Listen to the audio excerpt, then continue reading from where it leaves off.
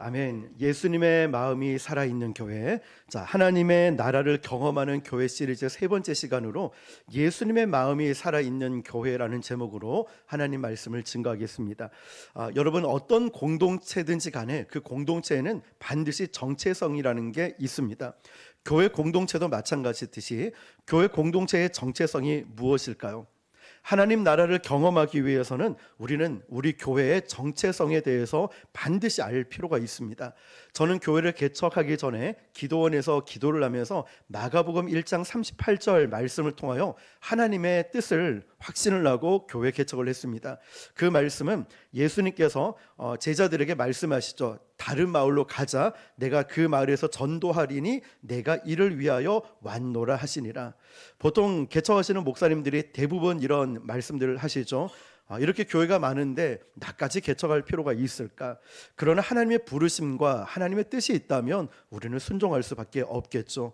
저 역시도 그런 기도를 하면서 마가복음의 이 말씀을 받고 그래, 전도하고 선교하고 영혼 세우고 살리는 교회를 세워야 되겠다라는 확신을 가지고 교회를 개척을 했죠. 그것도 가장 힘들다고 하는 이제 9월달 절 밑에 교회를 개척하면서 이런 시간들을 보내오면서 하나님의 은혜 가운데 지금 여기까지 오게 되었습니다. 자, 우리 교회의 정체성에 대해서 알 필요가 있겠죠.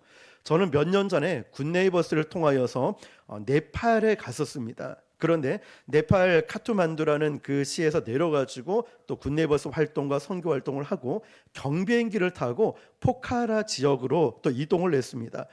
그냥 비행기도 무서운데 이 경비행기를 타니까 정말 힘들더라고요. 그런데 포카라 지역에 도착을 하니까 저는 그 지역을 잘 몰랐거든요. 검색해서 보니까 네팔의 또 전 세계적으로 대표적인 휴양지라고 합니다.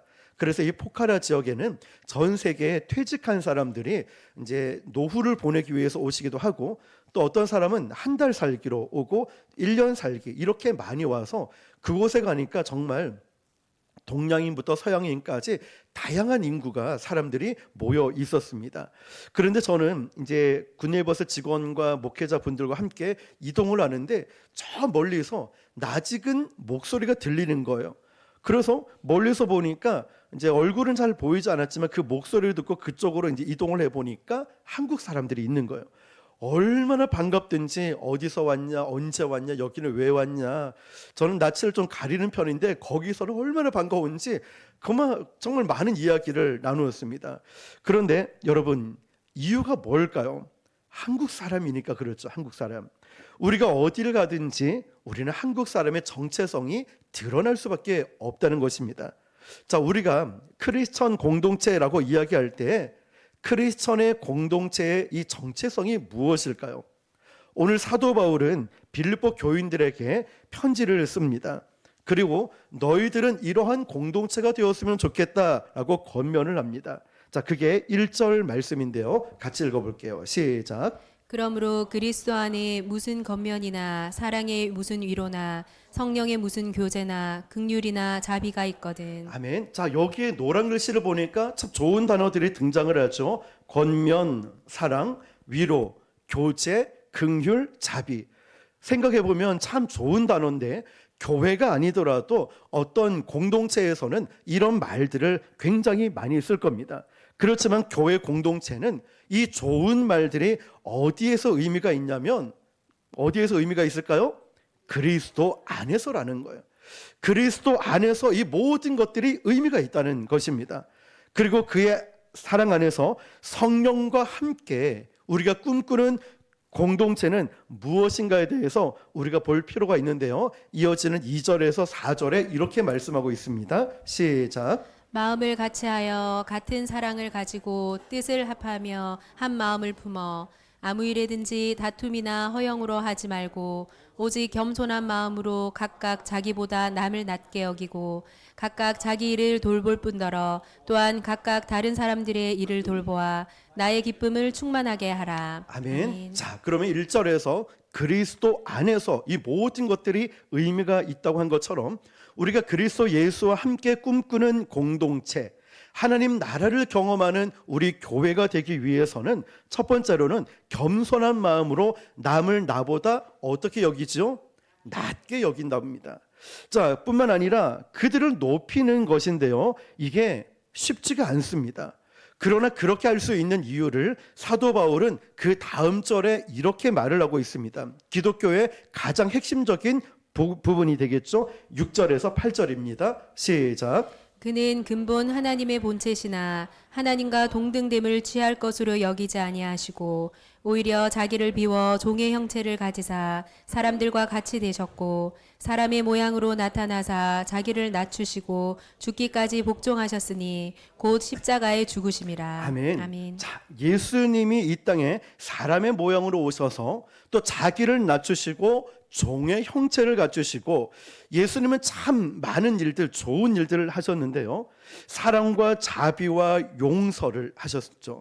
그런데 예수님께서 이 땅에 오셔서 나보다 남을 낮게 여기고 다른 사람을 높이는 일을 행해 오셨던 것처럼 우리에게 이 모습들을 먼저 보여주셨다는 것입니다.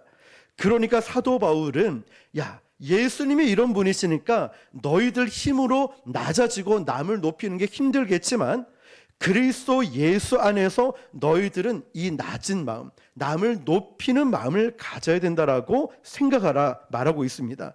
우리는 종종 리더가 된다는 것을 내가 그 사람을 이겨야 돼라고 생각할 때가 있죠.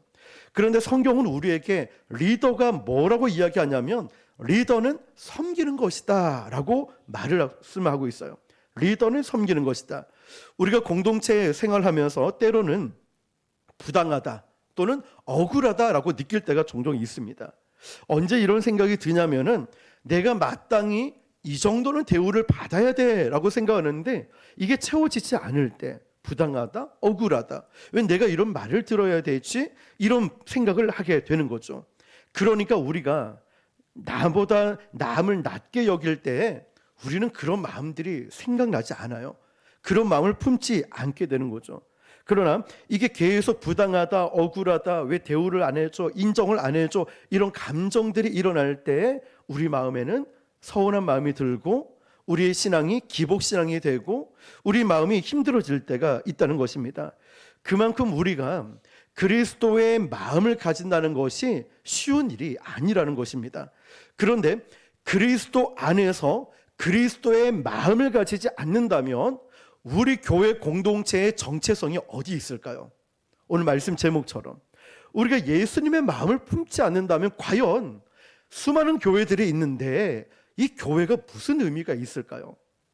교회가 예수님의 마음을 품지 않는다면 말이죠.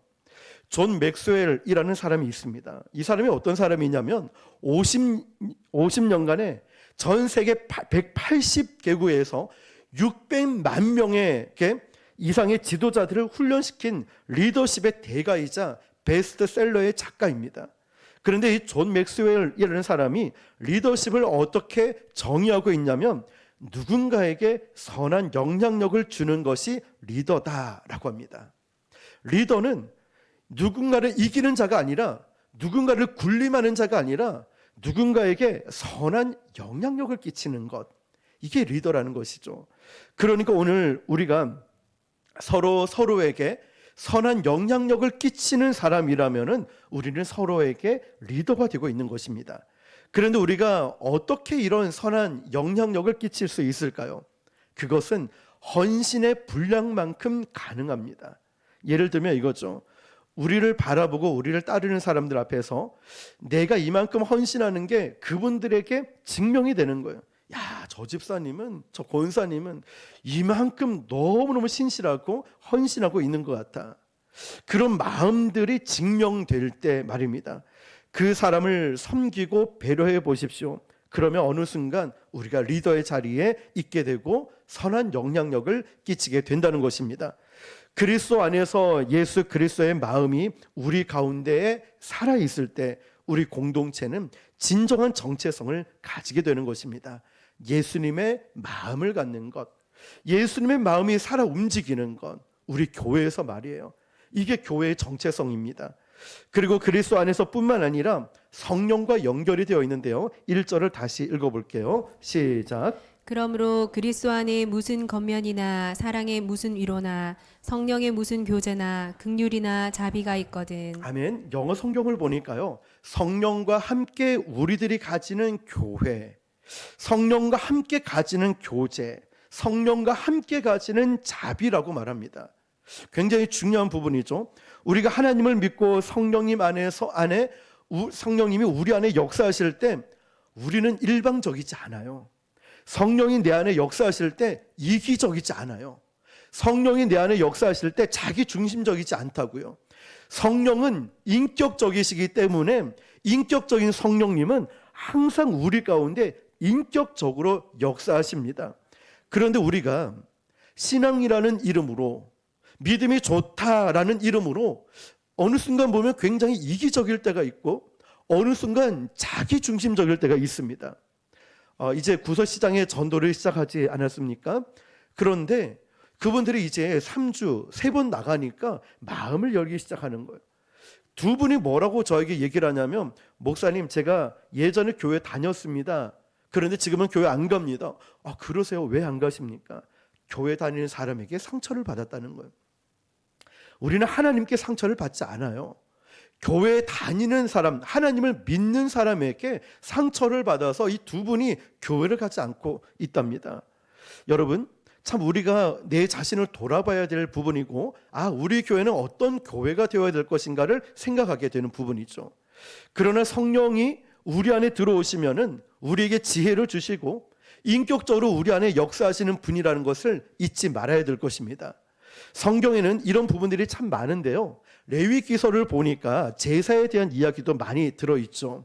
그런데 그 말씀에 보면 가난하고 과부와 고아들에게 돕는 이야기들이 나오는데요, 그 말씀을 보면 과부와 고아와 가난한 자를 여러분 최선을 다해 섬겨라 이렇게 말씀하지 않고, 하나님은 우리들에게 어떻게 섬겨야 되는지 아주 중요한 법칙을 알려주고 계십니다. 레위기 19장 9절 10절입니다. 시작. 너희가 너희의 땅에서 곡식을 거둘 때에 너는 반 모퉁이까지 다 거두지 말고 내 떨어진 이삭도 줍지 말며 내 포도원의 열매를 다 따지 말며 내 포도원에 떨어진 열매도 줍지 말고 가난한 사람과 겨르민을 위하여 버려두라. 나는 너희의 하나님 여호와니라. 아멘. 하나님께서 나는 너희의 하나님 여호와니라 라고 말씀하시면서 고아와 가난한 사람을 도울 때 어떻게 도와야 되는지를 알려주십니다. 자, 이런 겁니다. 이 곡식을 거두는 사람이 큰 밭을 가지고 있어요. 큰 포도 농장을 가지고 있었습니다. 자, 이 사람이 어떤 생각을 했냐면, 선한 마음을 가진 거예요. 내가 저 어려운 사람을 좀 도와줘야지. 최선을 다해서 내가 저 가난한 사람을 도와야지. 이 마음을 품고 곡식을 다 딴 거예요. 포도를 다 땄어요. 그리고 예쁘게 포장을 해서 가난한 사람에게 자, 이거 드십시오. 이 사람은 최고의 섬김이라고 생각하고 도와주려고 했는데 오늘 하나님은 뭐라고 말씀하시냐면 그렇게 하지 말라는 거예요. 왜 그럴까요? 가난하고 힘든 사람들 중에도 자존심 상하는 사람이 있다는 거죠. 그렇죠, 여러분? 우리도 섬길 때를 잘 보면은 그분들이 무작정 도와주는 것을 원하지 않고, 내가 이런 것도 도움받아야 돼? 내가 나를 이렇게 무시하는 거야? 분명히 필요한 건 아는데 자존심 상하는 일들이 있다는 거죠. 그래서 오늘 말씀에 보면 이들에게 스스로 일하는 기쁨을 누릴 수 있도록 너희들은 그렇게 해줘야 된다. 그 사람의 자존심을 살려주는 일은 너희들이 곡식을, 포도를 다 거두는 것이 아니라 이 사람이 일을 해서 가져갈 수 있도록 남겨주라는 것입니다. 우리 생각에는 이렇게 하는 것이 제일 좋을 것 같아 라고 생각을 했는데, 성경에는 무엇을 얘기하냐면 도움받는 그 사람의 입장을 생각해 보라는 거예요. 그 사람의 인격을 생각해 보면서 네가 좀 포도를 또 곡식을 남겨줄 수 없겠니? 말씀하는 거죠. 우리는 종종 교회 공동체에서 또 갈등이 생길 때 이런 말을 합니다. 아니, 사실은 좋은 의도였습니다. 아니, 나는 저 사람 잘 되라고 하는 거예요. 저분을 좀 도와주고 싶은 마음이에요. 그런데 참 신기한 게 뭔지 아십니까? 분명히 좋은 의도이고 좋은 마음을 가지고 있는데 갈등이 언제 생기냐면 그 좋은 의도에서 생긴다는 거예요. 이게 도대체 무슨 일일까? 좋은 의도를 가지고 했는데, 왜냐하면 좋은 의도였지만 너무나 내 중심적으로 가다 보니까 도움을 받는 사람에게 기쁨을 주지 못하는 일들이 있다는 것이죠. 오늘 사도 바울이 빌립보에 모여있는 공동체 가운데 이 섬김과 돌봄에 관해서 공동체에 대해서 이야기를 하면서 마지막 결론적으로 뭐라고 얘기하냐면, 너희 기쁨이 충만해야 된다고, 기쁨이 충만하게 하라 말을 하고 있어요. 그리스도 안에서 성령과 함께하는 모든 일들은 서로에게 기쁨이 충만해야 된다고 기록을 하고 있습니다. 자, 여러분, 그러니까 공동체 안에서 또 하나님 나라를 경험하는 우리 교회 안에서도 나를 돌보는 것보다 남을 돌보는 것이 너무 중요해라고 생각하지만 너무나 그 마음도 귀한데, 오늘 말씀에는 뭐라고 또 말씀하고 있냐면 4절을 읽어볼까요? 4절 시작. 각각 자기 일을 돌볼 뿐더러 또한 각각 다른 사람들의 일을 돌보아 나의 기쁨을 충만하게 하라. 아멘. 자, 각각 자기의 일을 돌보고 또한 다른 사람의 일을 돌봐서 나의 기쁨을 충만하게 하라 말씀해요. 이게 무슨 말일까요? 자, 우선순위라는 거예요. 자, 선후에 문제가 있다는 거예요. 먼저는 누구를 돌보라고 했죠? 내 자신을 돌보라는 거예요. 그리고 나서 다른 사람을 돌보라는 거예요. 자, 이거는 어떻게 우리가 적용을 할 수 있냐면, 우리 주변에 남을 잘 돌보는 참 좋은 분들이 계셔요. 또 선행을 행하는 너무나 귀한 분들이 계시다는 거예요. 그런데 문제는 내 자신을 돌보지 않은 채 남만 도우는 일이 일어나는 거예요.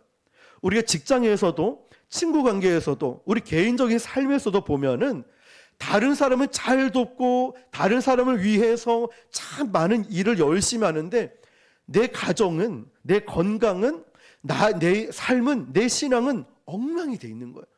다른 사람에게 말은 잘하고 많이 도와주고 너무나 귀한 분인데, 오늘 말씀에 대입을 해보면 나의 믿음은 엉망이 되고 나의 신앙도 나의 건강도 엉망이 되고 나의 직장에서도 인정을 받지 못하는, 자, 이런 일들이 일어나니까 그것이 기쁨이 되지 못할 수도 있다는 거예요. 우리가 누군가를 돌보기 위해서는 먼저는 내 자신을 돌보고, 자, 그리고 자기 관리가 잘 되고 나서 그리스도 안에서 돕는 마음들이 생겨질 때 이게 모두에게 기쁨이 될 수 있다는 것이죠. 내가 돕는 것 때문에 생각해 보십시오. 우리 가족이 불편해지고, 내가 돕는 것 때문에 내 삶이 피폐해지고, 직장에서 인정을 받지 못하고, 이러면 우리가 섬기고 있는 이 일들이 너무나 좋은 동기자 선한 마음인데 기쁨이 되지 않을 수도 있다는 거예요. 그래서 나의 신앙과 나의 삶을, 나의 가정을, 나의 직장에서 먼저는 잘 돌보고 나서 그 다음 일들을 해야 한다는 것입니다. 요한복음에 보니까요, 이런 일이 있어요. 베데스다 연못에 몇 년 된 병자가 있었을까요? 그렇죠. 38년 된 병자가 있어요. 예수님이 이 병자를 고쳐주시는 장면이 나옵니다. 그런데 베데스다 연못에 가끔 천사들이 내려와서 물이 움직이게 돼요. 예전 성경에 보면 물이 동하더라라는 표현이 있는데, 천사들이 내려와서 오면은 물이 막 움직이기 시작하는 거예요. 그 물이 움직이고 난 후에 먼저 그 물 속에 들어가면 어떤 병에 걸렸다 할지라도 몸이 다 고침을 받는 기적이 일어났다는 거죠. 그런 전설이 있었습니다. 그런데 이 38년 된 병자는 이 말씀을 제가 준비하면서 가만히 보니까 저는 그동안 어떻게 알았냐면 나면서부터 병자인지 알았어요. 38년 돼. 근데 자세히 보니까 아니었어요. 처음부터 병자가 된 것이 아니라, 이미 병자가 된 것이 아니라 병자가 된 후에 38년 동안 거기에 머물러 있었다는 거예요. 예수님이 가셔서 뭐라고 말씀하시죠? 네가 낫고자 하느냐? 네가 낫고자 하느냐? 그럼 여러분 뭐라고 대답하시겠습니까? 네 주님, 저 낫고 싶습니다. 네 주님, 저 고쳐주세요. 이게 보편적인 대답 아니겠어요? 아니면 아멘, 아멘, 저 고쳐주세요. 이게 보편적인 대답이에요. 그런데 이 병자는 그렇게 대답하지 않았어요. 뭐라고 대답을 하냐면 예수님께 하소연을 합니다. 주여, 물이 움직일 때 나를 못에 넣어주는 사람이 없어서 내가 가는 동안에 다른 사람이 먼저 들어가서 나는 고침을 받을 수가 없었습니다. 뭐가 느껴지십니까? 그 공동체, 아프고 힘든 이 공동체에 아무도 이 사람을 돌봐주지 않았어요. 나는 이렇게 움직이지도 못하니까 그냥 그 못 앞에서 38년 동안 들어가지도 못하고 꼼짝없이 누워만 있었다는 거예요. 하소연을 하고 있어요. 제가 이 말씀을 보면서 뭐가 더 깊이 느껴졌냐면 이 병자는 38년 동안 병을 낫는 것보다 그 마음의 상처가 훨씬 더 컸다는 거예요. 왜 그럴까요? 이 공동체 안에서 너무 자기만 바라보고 이웃들을, 동료들을 바라보지 않고 자기만 먼저 들어갔다는 거죠. 그런데 이 병자에게는 육신의 질병보다 거기에 머무는 동안에 마음의 상처가 너무 커져버린 거예요. 그러니까 예수님께서 네가 낫고자 하느냐? 네 주님, 저 낫고 싶습니다. 이 대답이 아니라 주여, 내가 저 못에 들어가고 싶은데 저 사람들이 먼저 들어가니까 나는 가지도 못하고 마음의 상처가 있는 거예요. 아픔이 있었다는 거예요. 그 공동체 안에서, 그 모임 안에서 말이죠. 그래서 그에게는 아픈 것보다 마음의 상처가 더 많이 있었어요. 이 장면을 보면서 이런 생각이 듭니다. 공동체의 참 아픈 일은 모두가 낫길 바라죠. 모두가 기도 응답받길 바라고 모두가 잘 되길 바라는 마음이에요. 그런데 여기에 있는 공동체는 너무 자신들이 아프다 보니까 다른 사람의 아픔이 마음에 들어오지 않았어요. 다른 사람의 아픔이 눈에 들어오지 않았어요. 오로지 내 문제, 내 아픔, 내 것만 보였을 뿐이에요. 이건 역시도 올바른 공동체가 아니라는 거예요. 나를 돌보고 남을 돌보는 게 맞아요. 그렇지만 분명히 우리가 중요한 것은 공동체적으로 봤을 때 다른 사람들의 아픔도 내 눈에 들어올 수 있어야 됩니다.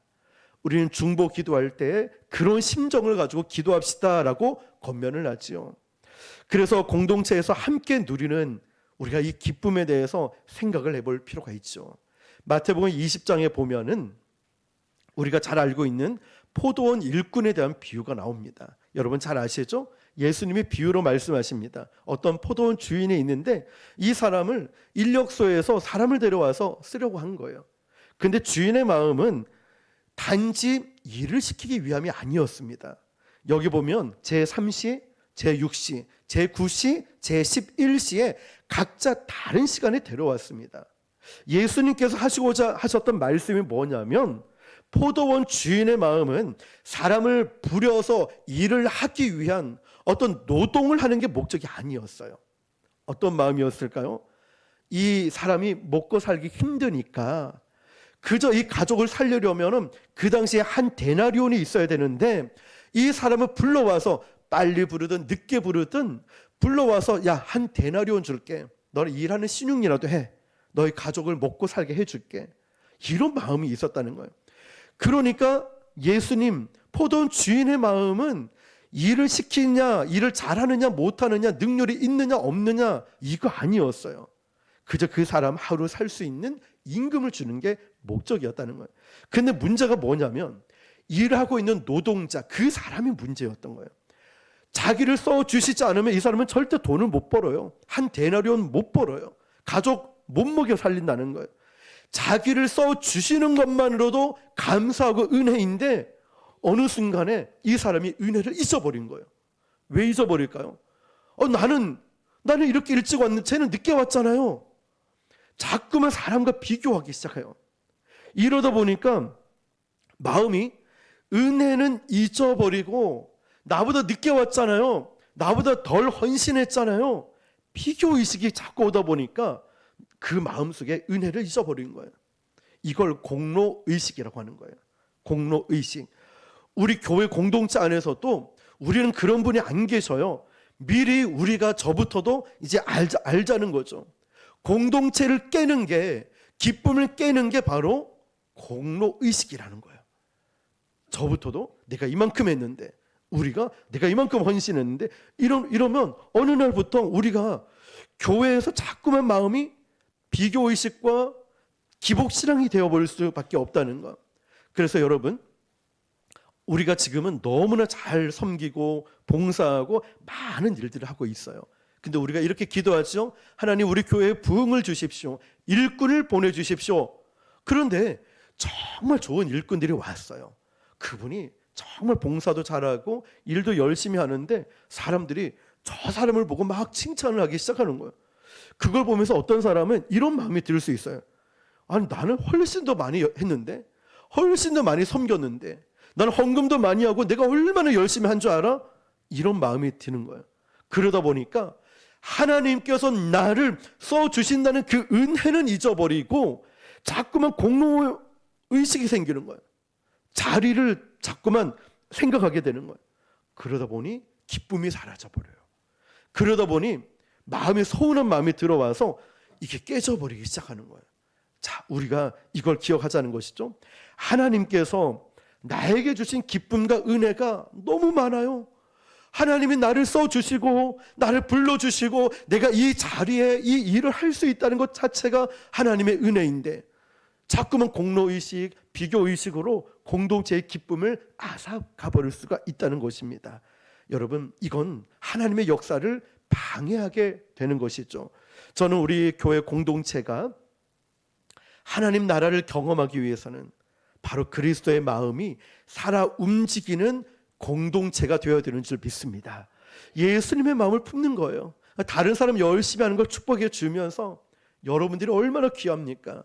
여러분들 아니면 하나님의 은혜와 또 여러분들의 귀한 섬김이 아니면 우리 교회가 어찌 지금 존재하고 살아갈 수 있겠습니까? 하나님이 지금 저 여러분을 쓰시니까 말이죠. 이 은혜를 기억하라는 거예요. 은혜를. 그리고 공동체 안에 상처 있는 사람도 돌볼 줄 알아야 되고 그 다음에 나를 먼저 돌아볼 수 있어야 된다는 것입니다. 왜냐? 그래야 이 교회, 하나님 나라를 경험하는 교회 공동체가 기쁨으로 충만할 수 있기 때문입니다. 사랑하는 성도 여러분, 사도 바울이 이야기하고 있는 기쁨이 충만한 공동체는 예수님의 마음이 살아 움직이는 교회입니다. 하나님의 마음이 느껴지는 공동체입니다. 성령님의 인도하심이 있는 공동체는 절대 이기주의적, 절대 자기중심적 하지 않아요. 공로의식 없습니다.